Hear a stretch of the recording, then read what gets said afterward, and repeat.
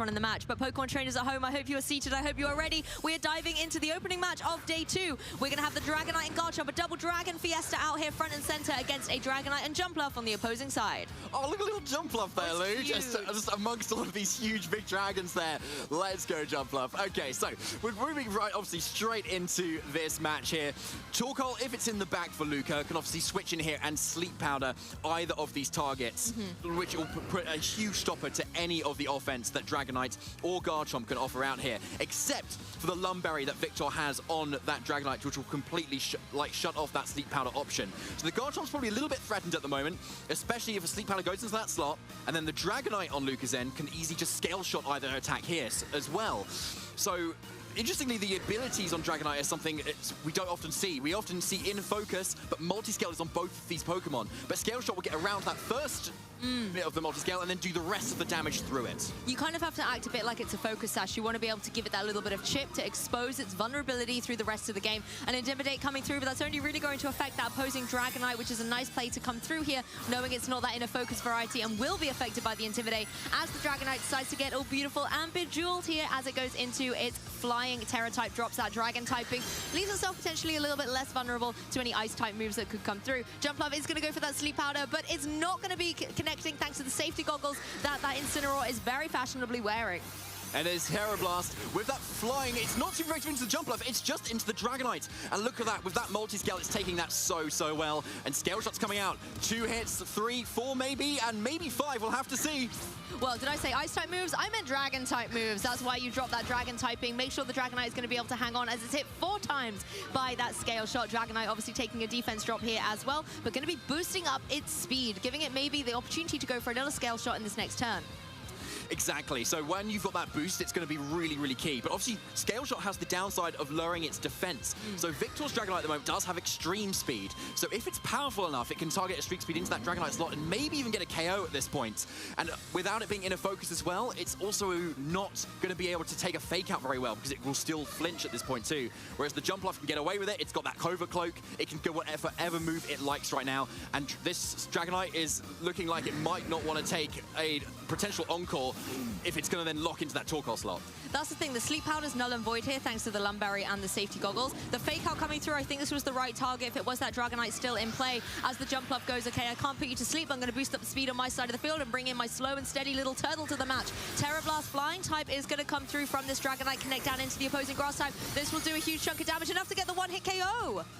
That's a massive KO for Victor there. Jumpluff would have been such a thorn in that Garchomp side with all the Sleep Powders it could offer. But instead, that Typhlosion is in the back now, and so is that Dragonite, and Tailwind's just gone up. So in some ways, Jumpluff going down there is actually quite good for Luca, right? Because then you can suddenly make the most of 3 turns of Tailwind instead of having to switch out and then make the most of just the last 2 instead. So I think newer trainers might kind of look and think, oh, you've lost a Pokemon, that's kind of a deficit to your playstyle at the moment, but actually being able to have that free switch and where your Pokemon can come in unscathed, free to be able to move in that next turn is a prime opportunity here. That Typhlosion just ready and waiting in the wings, like you said, could come into play, but instead Luca's going to bring that Dragonite back in. It's unintimidated, it's had its stats reset from that previous Scale Shot, and it's now in Tailwind. That means that it's going to be very formidable against something like the Dragonite, and at the same time, it could always try and go for, you know, that Scale Shot and get the knockout. It certainly can. Like, it's right in range there at the moment. Interestingly, we now have Torkoal in Tailwind. I don't know if it's going to be able to outspeed the Incineroar or not. Like, it depends on the training from Luca, but I don't even think that's even possible, honestly. But the good thing is Torkoal has massive defense, right? So it's going to be able to take on a lot of the attacks from Victor, possibly even just both into that slot as well. But it's going to be on Victor now to try and stall out this Tailwind, because at the moment Luca has all the power in the driver's seat, but Victor has the Pokemon advantage. So if Victor can play cleverly with the protects and maybe switching out, we can maybe stall this out. Well, the Scale Shot's connecting down to the Incineroar this time, going to put a little bit of a dent into its armor. We've had 3 come down. Looks like even the 5 isn't going to be enough to get the knockout, but it is going to put Incineroar in a very vulnerable spot. All 5 are connecting here, and it's now down into that orange danger zone. It's getting very close here. And let's see how fast this Torkoal is. Yeah, it's not faster than Dragonite. Okay, no surprises there. And where is it targeting though? That's the question.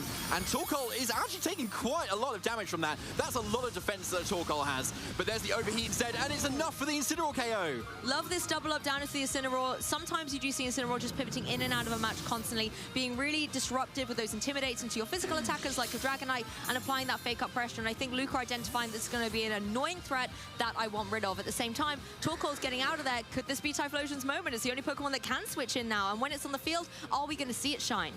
Yeah, I certainly think we are. And it's going to have 2 turns of Tailwind to really make the most of this.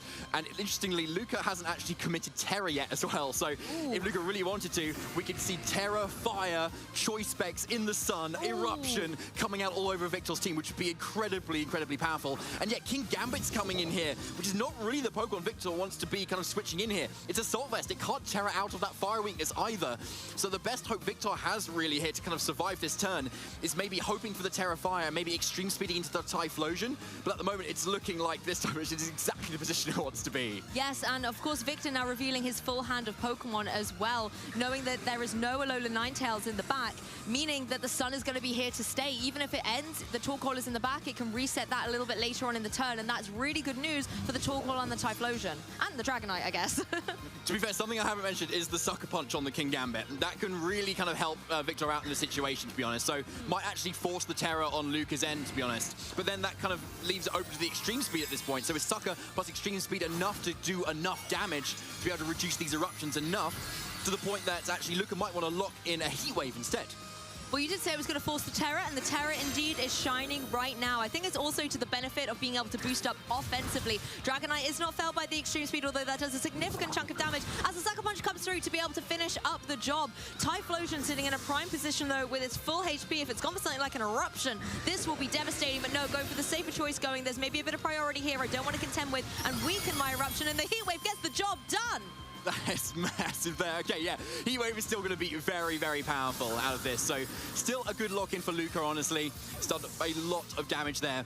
But we're at this point now where there is 1 turn of Tailwind.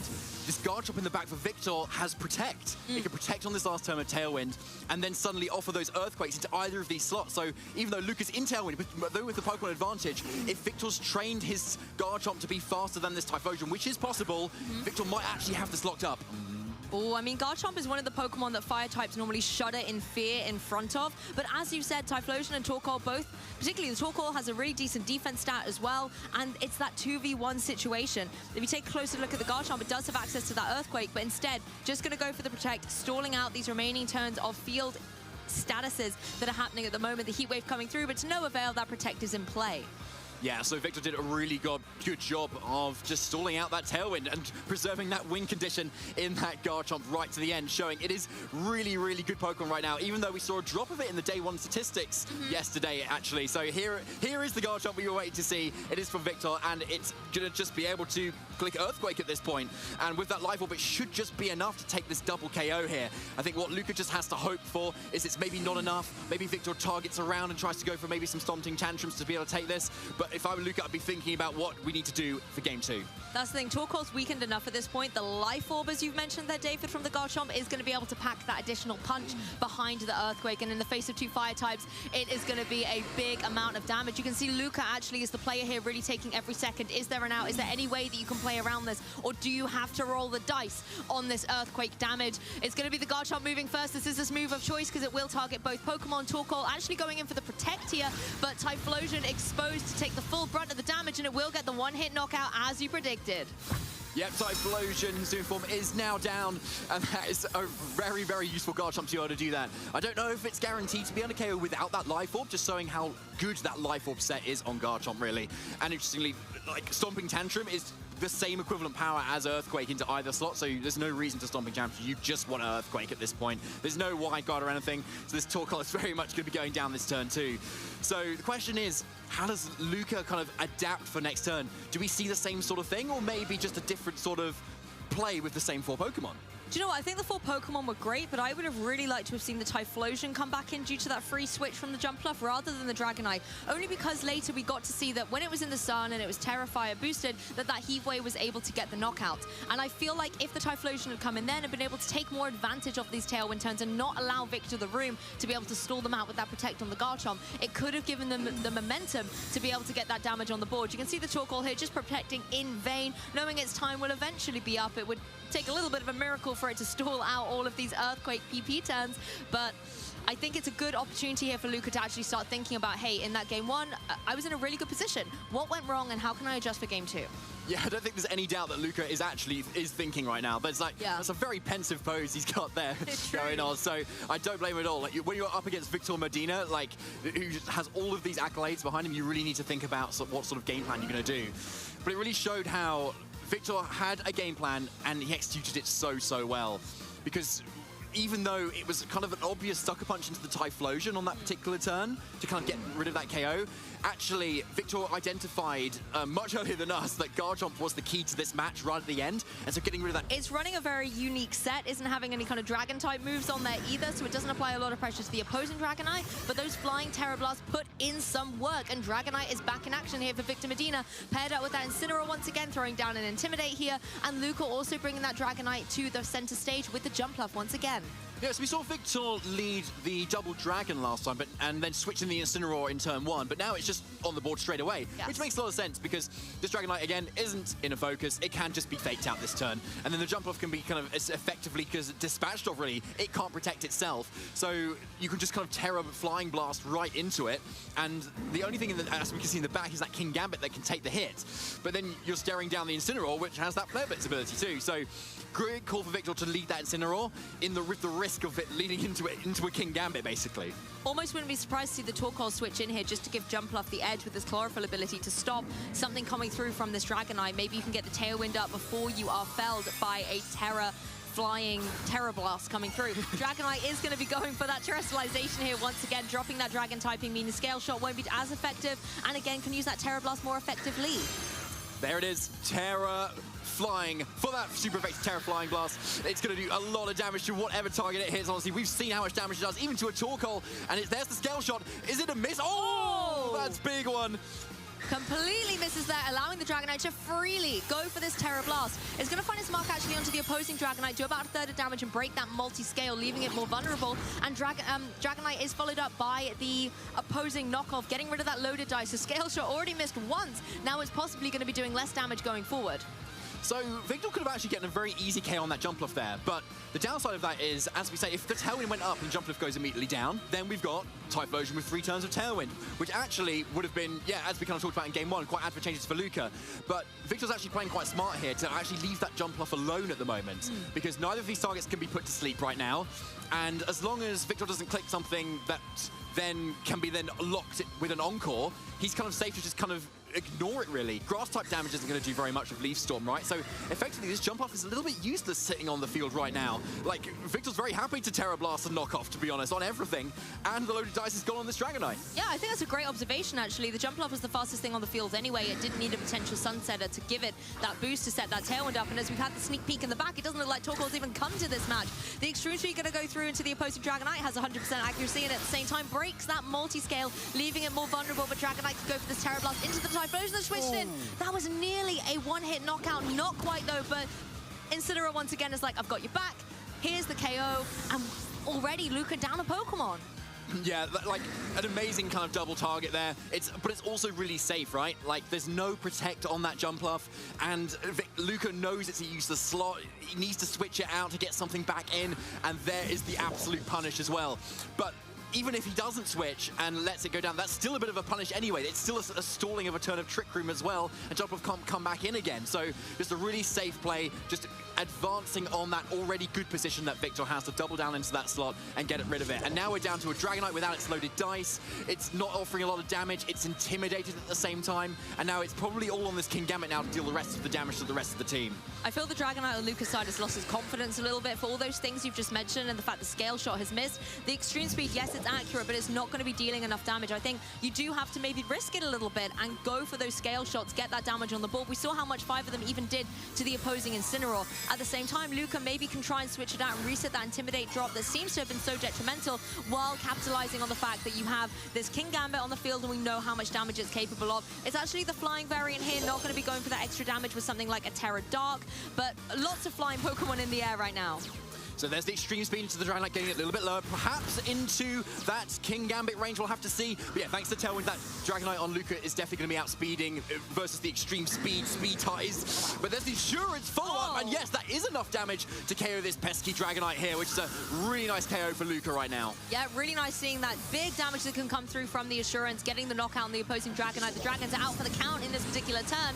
As the Flare Blitz comes through, obviously not going to be dealing as much damage thanks to King Gambit changing its typing, and Incineroar taking a little bit of recoil damage for good measure. The one issue for Luca now is you're down to your last 2 remaining Pokemon, however, and you've got this Jump Off on the field. Jump Off really cannot do anything to this imposing Incineroar, but Incineroar can do a lot back to it in return, and you don't have Terrestrialization anymore. That Jump Off was running Terra Water, but you cannot go into it for defensive support. Yeah, and the Flare Blitz has just come out from the Incineroar, so you can't lock it into a safer move either. True. It's just going to be Flare Blitzing. And now Garchomp has come in here, and it's looking really, really strong, honestly. Obviously, the Jump Off still outspeeds this Garchomp at the moment and can put it to sleep, but there's not a lot stopping Victor just kind of going for Protect and Flare Blitzing into that Jump Off to try and get that KO. Question is Luca's Jump Off defensive enough to be able to take it? It's very specially defensive Pokemon, but physically not very much at all. And Incineroars have a lot of attack. I mean, Incineroar's a pretty good Pokemon. It's got great stats, so we'll have to see if it's enough. And there's a Leaf Storm. There's no Protect from the Garchomp either. Oh, the thing is, you have to kind of ignore this Garchomp. It can't hit you with any ground type moves because both of them are flying. It can only really go for the Dragon Claw, so it's not the threat. But that Incineroar, as you said, David, is. So the Leaf Storm doing barely any damage, but is it enough with the stack up? No, Luca cannot get the job done. Incineroar can go for this Flare Blitz, and I love that it's targeting down the actual offensive threat on Luca's side, that King Gambit. It's only going to be a matter of time before Jumpluff is going to succumb to the same fate. So I like that play from Victor. It was a pretty obvious kind of Protect from Garchomp there, just kind of stall out the last turn of Tailwind to be able to then dish out damage for the rest of the turn. But Victor doesn't allow it. He takes the game instead. He knows what he's got in the back. It keeps it nice and safe, keeps it away from crits, and Victor Medina takes round 10 of the Lille Regional Championships. Huge congratulations to Victor. What a